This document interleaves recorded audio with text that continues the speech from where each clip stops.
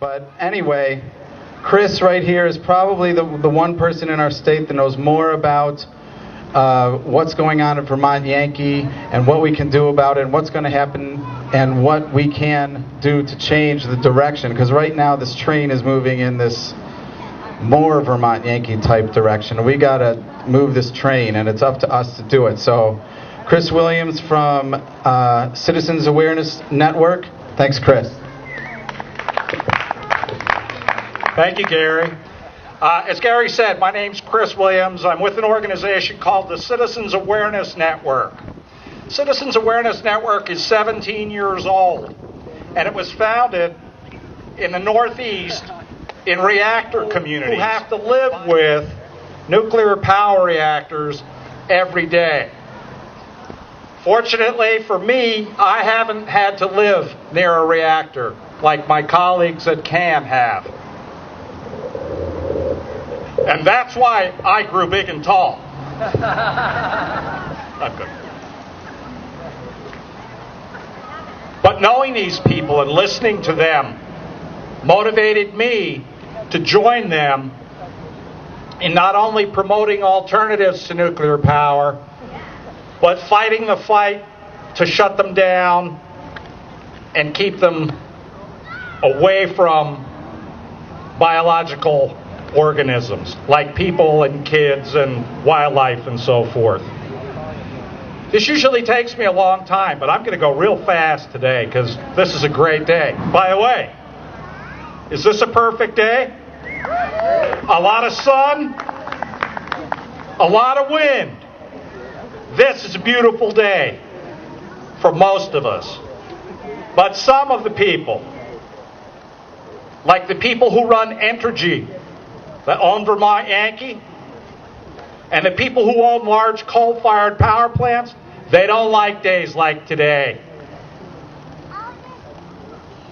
Because these are the people that'll get up every day and join with Vice President Dick Cheney in saying, well, renewables are nice, but they're really not a solution.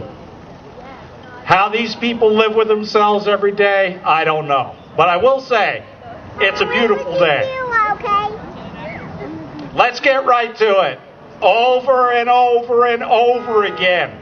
You turn on your radio, you tune in to Vermont Public Radio, and you'll hear that nice soft voice telling you that the previous program was endorsed by Entergy, the owners of Vermont Yankee, whose power is clean and safe and reliable.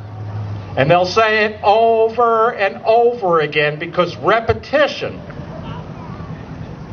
is what it's all about in the advertising industry. If you say it enough, it must be true. Vermont Yankee is clean and safe and reliable. This usually takes me about half an hour to run through, but I'm going to do it real quick.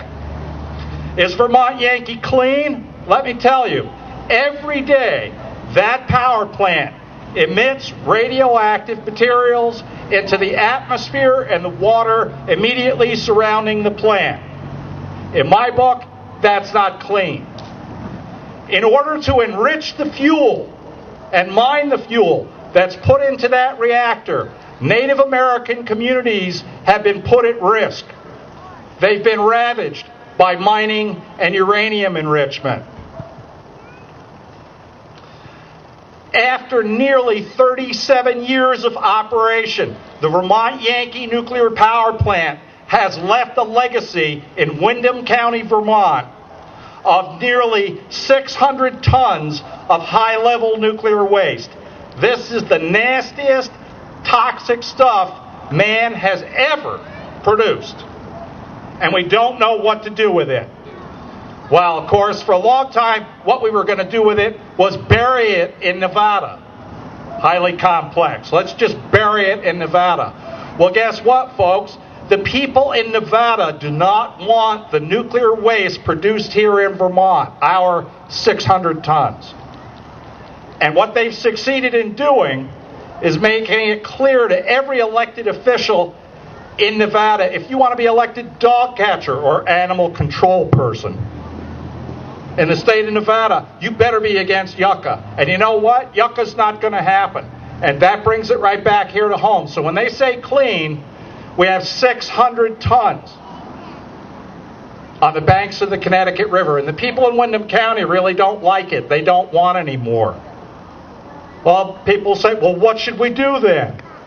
Well, the first step when it comes to nuclear waste is to stop making it. And I'll touch on that in a couple minutes. So that pretty much covers clean. How about safe and reliable?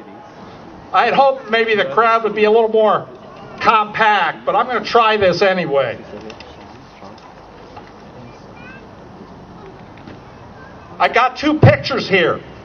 These two pictures will pretty much sum up safe and reliable, which usually take me about 20 minutes. I'm going to pass them around too, and when I'm done, somebody hang them up here in Richmond. On my right is a fire that broke out in the transmission switch yard at Vermont Yankee in June of 2004. This was taken by a whistleblower. Somebody come up here, grab this, and start it around the audience, if you would. This fire is at Vermont Yankee, 2006. And now in my right hand, this only happened about a month ago. One of the cooling towers at Vermont Yankee collapsed less than 6 months after it was certified as completely safe and good to go for another 20 years. This was on the front page of the Burlington Free Press, among other places. Again, compliments of a whistleblower who works at the plant. These two pictures sum it up. When they say clean and safe and reliable, and you have this going on, vote comes up, legislators no. No more Vermont Yankee. Turn it off and clean it up. And let's get on with a sustainable, renewable energy future. And the reason that this vote in 2009 is so important is that if they're allowed to operate Vermont Yankee for another 20 years, the wallets of everybody in our small state will be paying profit and tribute to the Entergy Corporation for another 20 years. And we're going to be paying to the tune of several $100 million.